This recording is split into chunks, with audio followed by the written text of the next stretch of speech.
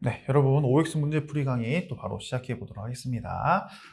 첫 강의이기 때문에 약간 OT 내용 전달해 드릴게요. 0번입니다.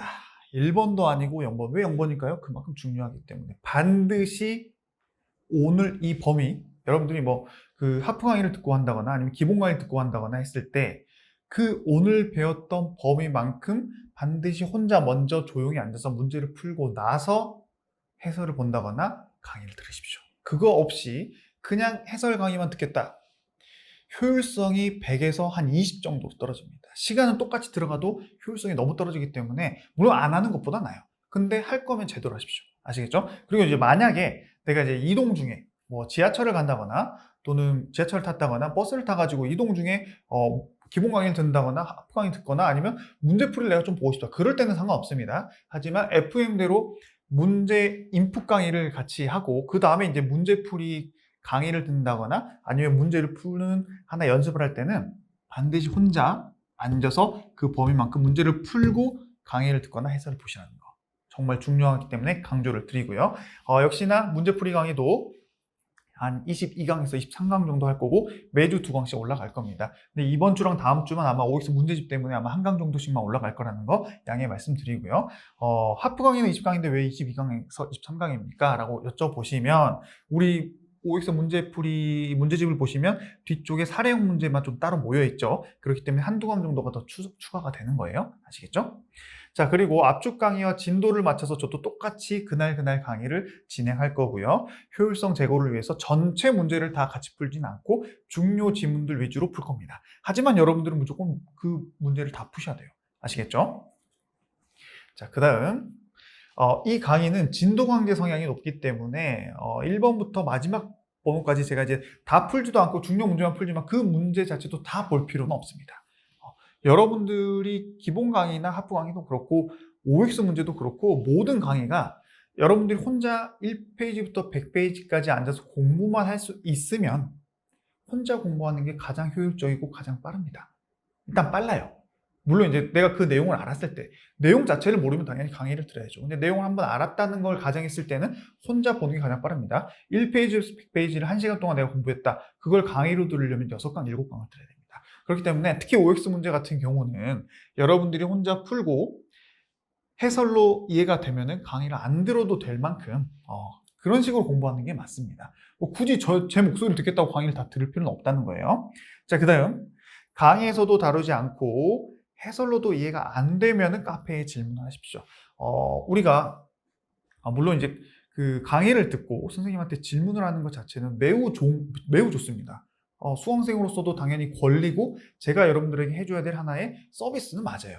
근데 우리가 문제를 푸는데 이 문제 밑에 해설이 잘 돼 있음에도 불구하고 그냥 즉흥적으로 질문을 올린다거나 또는 기본서도 찾아보지도 않고 또 강의도 안 들어보고 막 올리는 수험생들이 있을 수 있어요. 특히 여러분들이 이제 제 카페를 보시면 우리 카페는 질문 자체는 생각보다 수험생 여러분들의 수에 비해서 많이 안 올라오는 편이긴 합니다.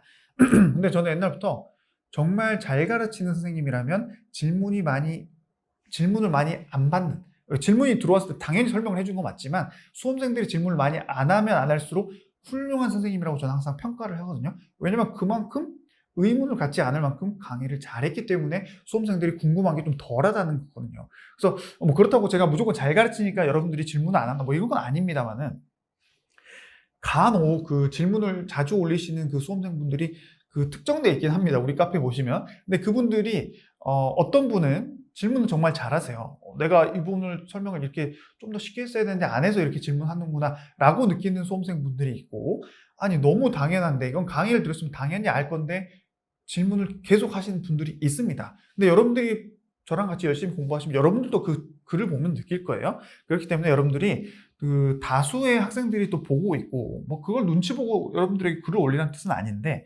그래도 여러분들이 진정한 공부를 하려면 강의를 듣고 문제를 풀고 이건 무조건 공부예요. 문제 무조건 풀어야 돼요. 문제 풀고 나서 질문을 올리기 전에 혹시 이거 우리가 기본서에 있는 내용은 아닌가?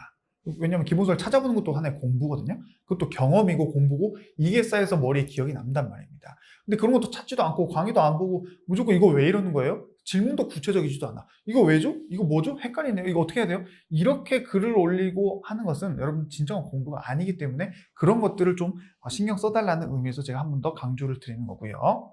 자, 그리고 오늘 OT 중에서 가장 중요한 게 또 이것 중에 하나죠.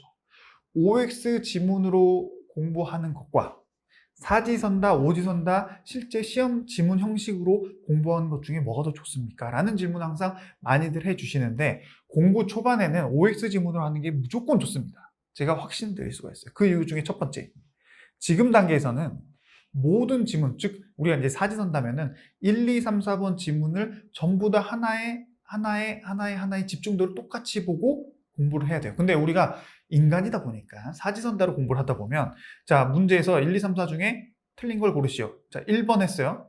2번 했어요. 순서대로 보겠죠? 강의도 마찬가지고 여러분들 시험 풀 때도 마찬가지죠. 근데 1번에서 답이 나왔네? 그러면 1번이 틀렸고 2, 3, 4가 맞았다는 거죠. 그럼 1번이 왜 틀렸는지는 공부를 잘합니다. 근데 이제 사람이다 보니까 2, 3, 4는 하나씩 잘 안 보고 넘어가는 경우가 많아요.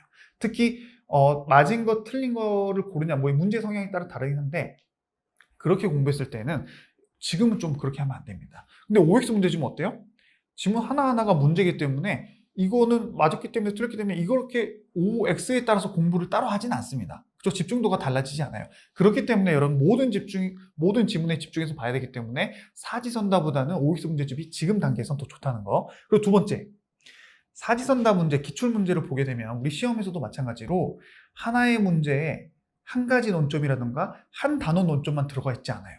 뭐 1번은 1단원 논점인데 2번은 6단원 논점이고 이렇게 좀 분산이 돼 있다는 거죠. 근데 우리 OX 문제집 같은 경우는 단원별, 논점별 지문들을 파트로 나눠 놔가지고 그 파트 안에서 그 지문들이 어떻게 바뀌는지 그 논점이 OX가 뭐 때문에 갈리는지를 이렇게 모아놨다는 거죠. 지금 단계에서는 그렇게 공부해야지 훨씬 결론 남기에 도움이 됩니다. 사지선다로 가게 되면 1단원 같다 6단원 같다 하기 때문에 좀 더 지금 단계에서 헷갈려요. 물론 이제 나중에는 연습이 필요합니다. 실제 시험은 그렇게 나오기 때문에. 근데 그런 연습은 지금 단계에서 완벽하게 OX를 암기한 다음에 하는 게 훨씬 더 낫다라는 게 바로 두 번째 문제고요.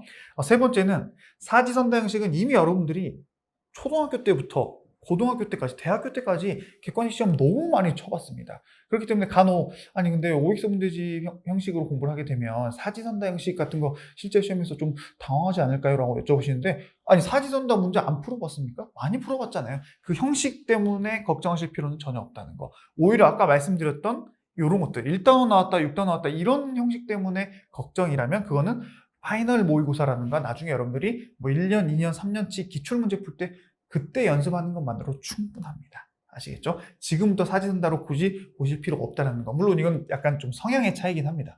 내가 만약에 이게 이제 하나의 제가 제안 드릴 수 있는 가이드라인인데 나는 죽어도 OX 문제집이 눈에 안 들어오고 나는 무조건 사지선다로 해야 된다. 그럼 사지선다로 가는 게 맞습니다. 아시겠죠?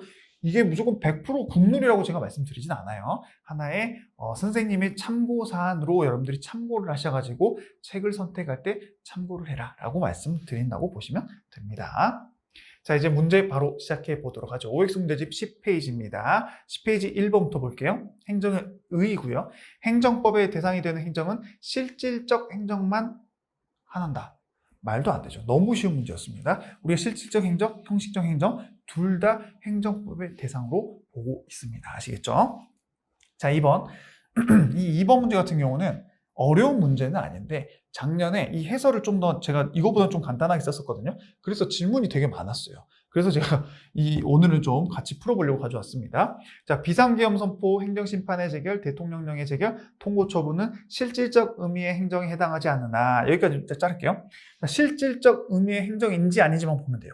자, 형식적은 뭐였어요? 어느 소속 공무원이 그 일을 했냐, 그게 형식이라면 실질은 그 공무원이 무슨 업무를 했냐를 따지는 거예요. 자, 비상계엄 선포 같은 경우는 사실 이 15년도 7급 문제에서만 이렇게 나왔는데 비상계엄 선포는 사실 이렇게 물어보지는 않습니다. 왜냐하면 비상계엄 선포는 뭐예요? 통치행위죠. 통치행위 자체는 그 자체의 독특한 하나의 행정행위로 보지 그거를 실질적이냐 형식적이냐 구분하는 문제는 사실 지금까지 나온 적도 없었고 앞으로 나올 가능성은 낮습니다. 그렇기 때문에 비상계엄 선포는 일단 넘어갈게요. 근데 이거 굳이 따져보자면 대통령이 선포하는 거기 때문에 일단 형식적 의미의 행정은 맞을 것 같긴 합니다만 어쨌든 넘어가고요. 행정심판의 재결은 뭐예요? 사법행위죠. 그렇기 때문에 여기 나와 있는 것처럼 형식적 행정이자 실질적인 사법입니다. 그 다음 대통령령 제정도 형식적 의미의 행정이지만 실질적으로는 뭐예요? 법을 제정하기 때문에 입법이 되는 거죠. 그 다음 자 통고처분. 통고처분도 우리가 뒷단원에서 배웠었죠? 행정청이 할 수 있는 강제 수단 중에 하나인데 어찌됐건 행정청이 하기 때문에 형식적 의미의 행정이자 실질적 의미에는 사법이다. 이렇게 공부를 했었습니다. 근데 여기서는 결국에는 실질적 의미의 행정이냐 아니냐만 구분하면 되는데 다 실질적 의미의 행정이 아니었죠. 그렇죠? 형식적으로는 맞을 수 있지만 그렇죠? 여기까지 맞습니다. 그럼 집회 금지 통고 일반 법관의 임명은 실질적 의미의 행정에 해당한다라고 해서 어떤 행정행위로서 했던 행위 자체가 행정 서비스 안에 들어간다. 맞죠? 그렇기 때문에 실질적 의미의 행정에 해당하는 겁니다. 이런 식으로 나올 수도 있고 아니면 형식적 의미의 행정이 뭔지 기억, 니은, 디귿 뭐 이렇게 골라라 이렇게 나올 수도 있거든요. 근데 중요한 건 뭐다? 여기 나와 있는 형식적 의미의 행정은 어디 소속 누가 공무원, 어떤 공무원이 그 일을 했느냐. 실질적은 어떤 서비스를 했느냐. 행정 서비스냐, 입법이냐, 아니면 사법이냐. 이것만 구분해서 잘 풀어나가면 됩니다. 자주 나오는 논점은 아니다라고 말씀드렸어요.